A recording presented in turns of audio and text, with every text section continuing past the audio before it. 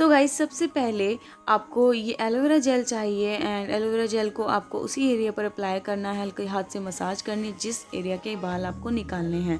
तो सबसे पहले मैंने इसको अपने आईब्रोज पर लगाया है एंड फिर मैं अपने अपर लिप पर लगा रही हूँ। तो आपको ये ध्यान रखना है कि आप कोई भी एलोवेरा जेल यूज़ कर सकते हैं, या फिर अगर एलोवेरा जेल नहीं है तो आप कोई भी क्रीम भी यूज़ कर सकते हैं, मॉइस्चराइज़र भी। तो सबसे पहले मैंने अपने इस रेज़र को सैनिटाइज़ कर लिया है अच्छे से, और आपको हर यूज़ से पहले सैनिटाइज़ ज़रूर करना है ताकि ये बैक्टीरिया फ्री हो जाए। और अगर सैनिटाइज़र नहीं है तो आप टोनर का भी इस्तेमाल कर सकते हैं। तो जैसे कि आप स्क्रीन पर देख रहे हैं, सबसे पहले मैं अपने ये जो मेरा आई एरिया इसको स्ट्रेच कर रही हूँ। इसके बाद 1 या 2 बाल को टारगेट करके मैं उनको निकाल रही हूँ इस रेज़र की हेल्प से। अच्छा, जो रेज़र का एंगल है वो यही रहेगा। रेज़र को आपको डायरेक्ट ब्लेड के थ्रू नहीं यूज़ करना है, आपको इसको थोड़ा सा तिरछा रख के ही यूज़ करना है, ठीक है। तो इससे क्या है, कट नहीं आएगा, और अगर आप स्ट्रेच नहीं करेंगे ना तो भी छोटे छोटे कट्स आ जाते हैं। और अगर आपके मोटे बाल हैं, मोटी हेयर ग्रोथ है, थिक हेयर है, तो कट आने के चांसेस ज़्यादा हैं। तो इस चीज़ का पूरा ध्यान रखें। एनीवेज, अभी हम अपनी सेकेंड आईब्रो करते हैं। तो इस आईब्रो में भी आप देखेंगे कि सबसे पहले स्ट्रेच किया है, उसके बाद ही मैं 1-1, 2-2 बाल करके रिमूव कर रही हूँ। तो इससे क्या है, अगर आप एकदम से बहुत ज़्यादा बालों को टारगेट करेंगे तो आपकी आईब्रो शेप बिगड़ सकती है। आपको ये खास ध्यान रखना है कि हमें शेप नहीं बिगाड़नी है, हमें सिर्फ एक्स्ट्रा हेयर्स को ही रिमूव करना है। तो रिमूव करते करते आप देखेंगे कि हमारी या तो शेप प्रॉपर्ली बन गई है या फिर 1-2 बाल रह गए हैं।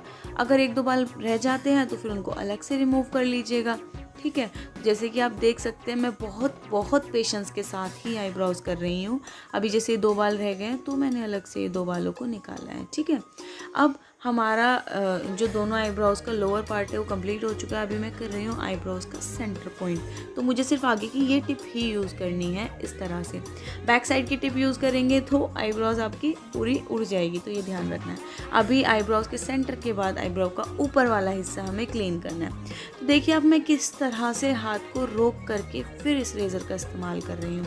आपको बहुत जल्दी बिल्कुल नहीं करनी है, और हाँ, आप प्रो तो बिल्कुल नहीं है तो बिल्कुल भी मत करना। एंड प्रो होने के बावजूद भी मैं बहुत ध्यानपूर्वक इस चीज़ को कर रही हूँ, क्योंकि of course it's a razor, blade की शार्पनेस होती है तो आईब्रो आपकी उड़ सकती है। 2 मिनट में मजाक बन सकता है, तो वो मजाक ना बनवाएं और ध्यान रखें अपना आईब्रो का, कि हमें बहुत ध्यान से पेशेंस के साथ करना है। तो आप देखो किस तरह से मैं कर रही हूँ, है ना। ऐसे वाला ना, ऐसे वाला हाँ। कट हाँ। अजीब लगेगा, सुंदर लगेगा। फिर पक्का कोई लोफर बोल देगा। लोफरी? हाँ, ना? पहले तुम्हारी फैमिली बोलेगी, इतने तो आ जाएंगे। तुम्हारे रिश्तेदार बोलेंगे सबसे पहले, मेरे रिश्तेदार बाद में बोलेंगे। इतने क्या आ जाएंगे, लोफरी कौन है? हो गया। तो हमारी आईब्रोज कंप्लीट हो गई। अब हम करते हैं अपने upper lips. Oh my god, मूछें कर रहे हैं ऐसा कुछ नहीं है, मूछें नहीं होती हम लड़कियों की, बट थोड़े से हेयर्स होते हैं अपर लिप्स पर। तो हम क्या करेंगे, इसको कटोरी वैक्स से, ब्राज़ीलियन वैक्स से भी रिमूव कर लेते हैं, बट अभी I am using this face razor. तो अपर लिप पर भी मैं, आप देखेंगे, डाउनवर्ड्स कर रही हूँ, नीचे की तरफ, ठीक है। क्या कर रहे हो? भागलो भी कट लग जाता मेरे, बेवकूफ, कट लग जाता भी पता है। तू वैक्स कर लो ना। एकदम हाथ रोक दिया।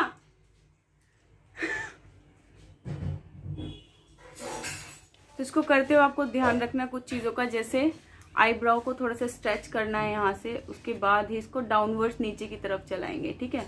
और जब यहाँ पे चलाएंगे तो इसको जल्दी ना चला के बहुत ध्यान से वहीं तक लाना जहाँ तक आपकी शेप है, ठीक है। कोशिश करना, घर पे हो जाए तो ठीक है, अगर बिगड़ जाए तो मुझे कमेंट मत कर देना और अगर बिगड़ जाए तो मुझे कमेंट बिल्कुल मत करना, क्योंकि इट नीड्स प्रैक्टिस, और प्रैक्टिस करोगे तभी आएगा। And I am doing it for like कितने टाइम। ये रेजर मत यूज करना, इधर दिखाओ, इधर ये रेजर मत यूज करना, बहुत खतरनाक चीज है ये। क्यों खतरनाक है? हाँ, क्यों? वो थोड़े हार्ड आ जाएंगे ना फिर। अभी तो तुम कुछ बोल भी नहीं पा रहे हो, ऐसे नहीं आएंगे, पागल हो। ये सब मिथ है, ऐसा कुछ नहीं है। जो फीमेल ग्रोथ होती है वो कम होती है, और अगर होती भी है तो हार्मोनल ग्रोथ होती है, जो कि जितनी शुरू से उतनी ही रहेगी, ऐसा कुछ नहीं है, ये सब मिथ है। हमने पढ़ रखा है। ठीक है। हाँ, अगर तुम्हारे अपर लिप पे, मूंछों पे वैक्स कर दी जाए तो क्या तुम्हारे मूंछों के बाल हमारे जैसे आएंगे? हल्के हल्के नहीं आएंगे, उतने ही आएंगे जितने हैं।